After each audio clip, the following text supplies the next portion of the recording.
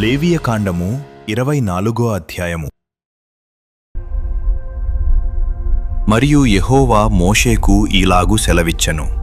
దీపము నిత్యము వెలుగుచుండునట్లు ప్రదీపము కొరకు దంచి తీసిన అచ్చమైన ఒలీవ నూనెను తేవలెనని ఇశ్రాయేలీయులకు ఆజ్ఞాపించుము.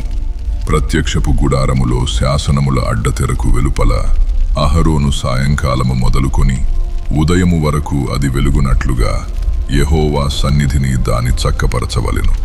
ఇది మీ తరతరములకు నిత్యమైన కట్టడ. అతడు నిర్మలమైన దీపవృక్షము మీద ప్రదీపములను యెహోవా సన్నిధిని నిత్యము చక్కపరచవలెను. నీవు గోధుమల పిండిని తీసుకొని దానితో 12 భక్ష్యములను వండవలెను. ఒక్కొక్క భక్ష్యమున సేరు పిండి ఉండవలెను. యెహోవా సన్నిధిని నిర్మలమైన బల్ల మీద ఆరేసి భక్ష్యములు గల 2 దొంతులుగా వాటిని ఉంచవలెను. ఒక్కొక్క దొంతి మీద స్వచ్ఛమైన సాంబ్రాణి ఉంచవలెను. అది యెహోవా ఎదుట మీ ఆహారమునకు జ్ఞాపకార్థమైన హోమముగా ఉండును. యాజకుడు ప్రతి విశ్రాంతి దినమున నిత్య నిబంధనను బట్టి ఇశ్రాయేలీయుల యొద్ద దాని తీసుకొని నిత్యము యెహోవా సన్నిధిని చక్కపరచవలెను. అది అహరోనుకును అతని సంతతి వారికి ఉండవలెను. వారు పరిశుద్ధ స్థలములో దాని తినవలెను.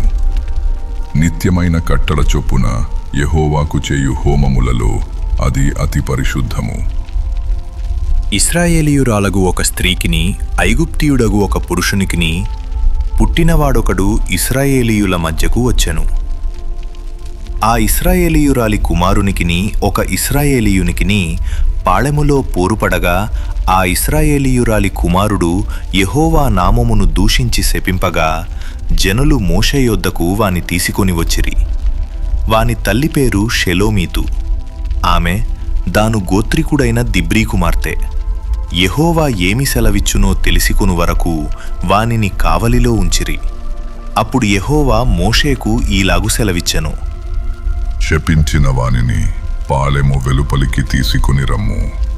వాని శాపవచనమును వినిన వారందరూ వాని తల మీద తమ చేతులుంచిన తరువాత సర్వ సమాజము రాళ్లతో వాని చావగొట్టవలెను. మరియు నీవు ఇశ్రాయేలీయులతో ఇట్లనము, తన దేవుని శపించువాడు తన పాపశిక్షను భరింపవలెను. యెహోవా నామమును దూషించువాడు మరణశిక్ష నొందవలెను. సర్వ సమాజము రాళ్లతో అట్టివానిని చావగొట్టవలెను. పరదేశీయే గాని స్వదేశీయే గాని యెహోవా నామమును దూషించిన ఎడల వానికి మరణశిక్ష విధింపవలెను.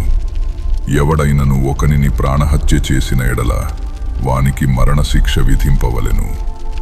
జంతు ప్రాణహత్య చేసినవాడు ప్రాణమునకు ప్రాణమిచ్చి దాని నష్టము పెట్టుకొనవలెను.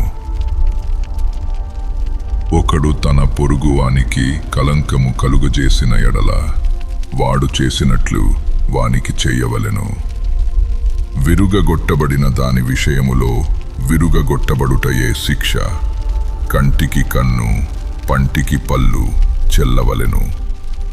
వాడు ఒకనికి కలంకము కలుగజేసినందున వానికి కలంకము కలుగజేయవలెను.